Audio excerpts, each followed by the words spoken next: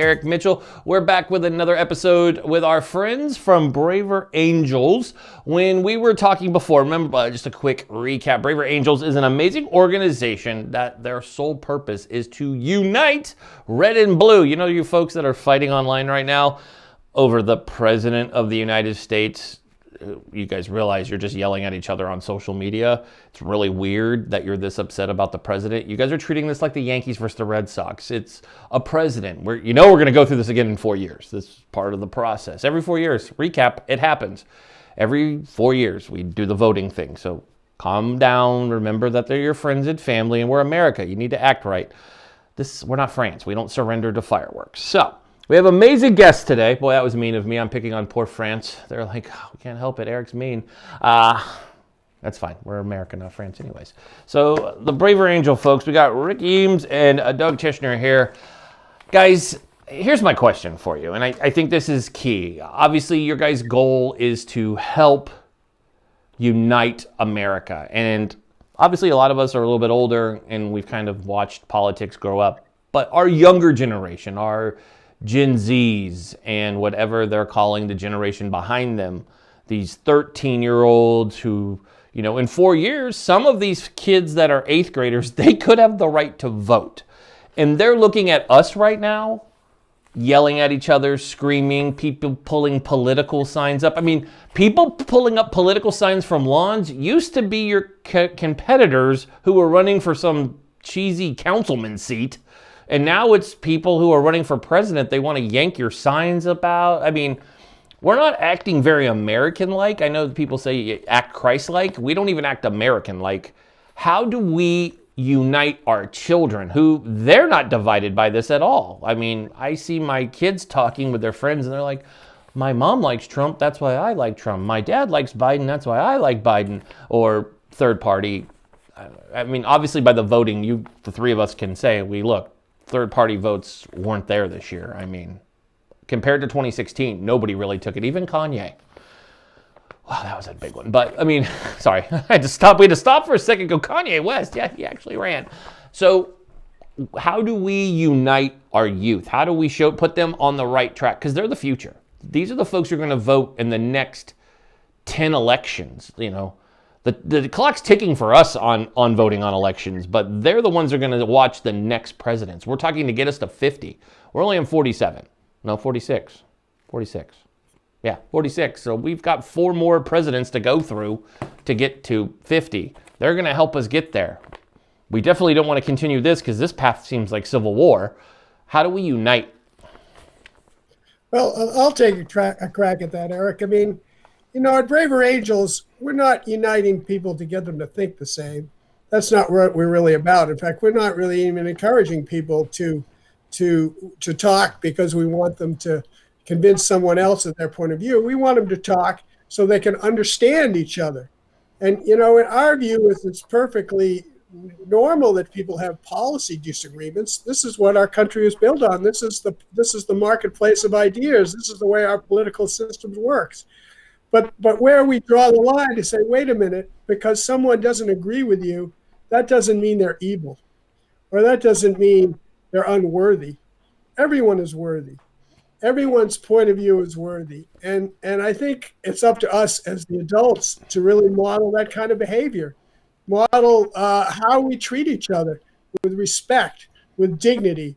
And this is where politics now has somehow it's replaced sort of our basic understanding of compassion and dignity and the worth of each person. It is crazy. I mean, and that's why I was so excited to interview you guys, because you guys have this amazing pledge that I don't know who wants to jump on talking about your pledge. I like it. I'll read a couple of them real fast that I loved. Is some of your pledges: as individuals, we try to understand the other side's point of view, even if we don't agree. In our communities, we engage with those we disagree with, looking for common ground to work together. And in politics, we support principles that bring us together rather than divide us. I hate to say it to you guys, and I promise I'm only a little snarky, but that sounds like common sense to me, is what you're doing. You're asking people to commit common sense, like in February when Vice President Pence told us to wash our hands. And I'm like, well, if you're not washing your hands after you use the restroom, we should have a long discussion that if you needed to wait till 2020 to be told that, well, that's a whole nother discussion. But I love this pledge. What made you guys come up with it? Like when you came up with this, it sounds very basic, but people clearly violate this all the time because you say agree to disagree, but you don't see that online. We didn't really come up with it. We're just, we're just warriors for the cause. I mean, Braver Angels was really founded back in the early days. In fact, Rick's been involved longer than me, even though I'm heading up northern New England. Maybe you could give a little more of your history with Braver Angels, Rick. I know the first one, I want to say was maybe not a deep red state, but middle of the country. And they got equal group of red and blues together, and really it was just talking and listening and common respect, being civil, and very basic things. And I do think that in the past, we all sort of got our news from the same sources, whether it was a newspaper or one of 3 networks. But now with social media, it's become so fractured that we're not listening to the same sources. We're not listening to the same mentors and the same people. And all we do, I think, through Braver Angels is get people to listen together and listen to the other side, and not to agree with them, but just to get where they're coming from and realize that, wow, as passionate and as feelings we have for our points of view and our policies, these people feel the same way. And again, we're all Americans. I like to say, not just we're all Americans, we're all citizens of planet Earth. Very true. I mean, when something happens anywhere on the planet, sooner or later, and these days, sometimes sooner, is going to affect us more so, quicker and more so. I like to say what used to take years, decades, and centuries now takes minutes, weeks, and months. Yeah. I like it. I love culture to the eye. Absolutely. So I love a quote you guys sent over, and it's by John Lewis and Martin Luther King. So both of them together probably are quoted on this somewhere along the lines. Hate is too heavy a burden to bear. I absolutely love that. Wrapped up with, it's impossible to solve. Hold on, I love it when I'm reading turns off. That's even better. That's why it should be a note, because I wrote one of the 2 of them down. That always works. And the other one is, it's impossible to solve problems if you view someone as an enemy. I love both of those because it's true. Hate is, I mean, it's easier to smile than it is to frown. They've proven that, even in your muscle structure. It's easier to smile, hello, than frown. But people are spending so much time being hateful. So my final question for the 2 of you is, where do we go from here? How do we improve the situation we're in? It's been going on, we're on 16 days now since election 2020 started. It hasn't got better. I think we've actually become more divided than we were on November 3rd, which I didn't think was possible. I was like, nah, no way. Is it because we're adding COVID on top of this and the COVID fight comes up over and over again? Or is it really folks are just going to just refuse to sit down at a table? Some people, guys, both of you, I just want to let you know, I've interviewed folks and they have said that in their professional opinion that they don't think that we could unify. It could take generations to unify our country. Do you guys agree with that? I don't think we have generations. I mean, I don't think we can afford generations. I think that the situation is really, it's too serious. And I think we're calling on citizens. There's a lot of people out there. There's a report like the Hidden Tribes that talks about, the exhausted majority and how, what's happening is on the edges. The extremes on both sides are driving the train, and this is where it's carrying the media attention.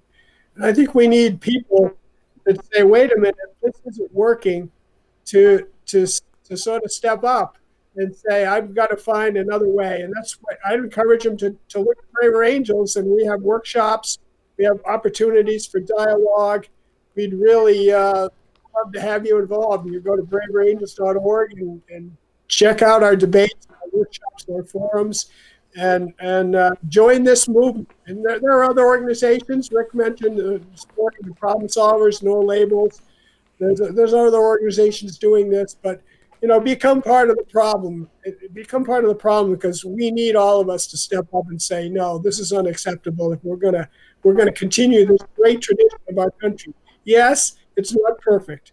Our country's not perfect. We've made mistakes, but if we can move it forward with the best of what we've created, add in a willingness to make change, to make improvements, to listen to each other, we can ensure that this goes on for many generations, for our children, for my grandchildren, and et cetera.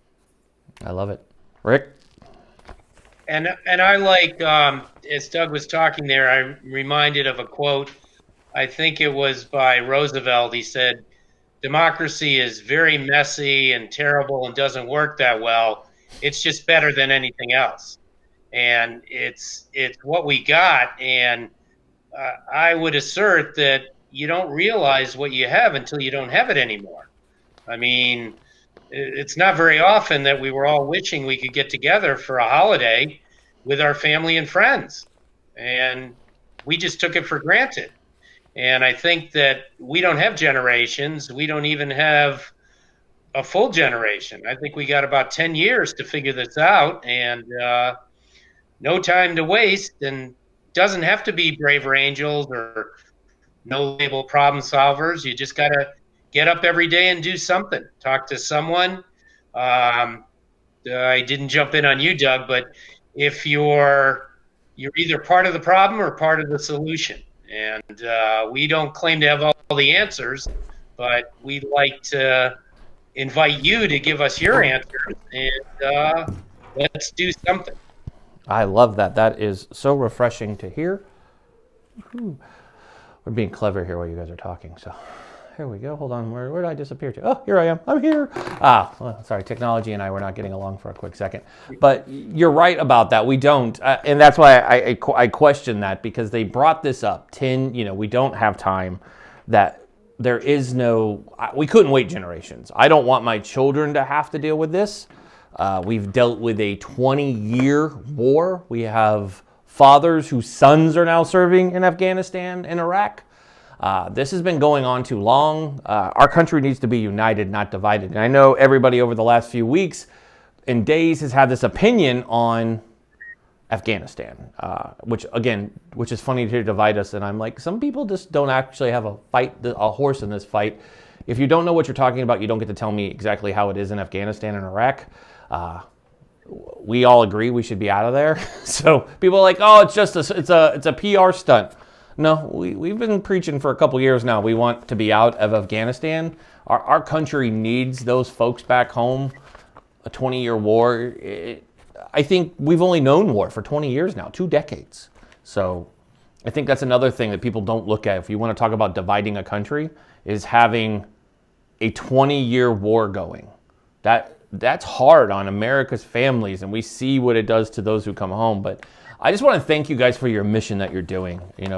Braver Angels is amazing. I think more people should be involved in this. It's great to see people picking up the guidon and driving forward and doing what is very American, making a difference when no one else will. While everybody else sits there and wants it to come to them, you guys are doing it. Whether it's just in your community or 3, 5, 6, 7, or every state, it needs to be said and it needs to be done. And you guys should be, I'm grateful for you that what you guys are out here doing and standing for with all of your organizations is making a difference in our world. So I want to thank you guys for coming on today with me, breaking this down. I'd love to invite you back after we get the Electoral College solved, which hopefully, it has a drop date anyways of like December 14th. So that has to happen. Constitution protects us there. So thank God. Thank you for inviting us, Eric. Absolutely. So you guys, oh, no problem. Thank you guys so much. Enjoy the rest of your week.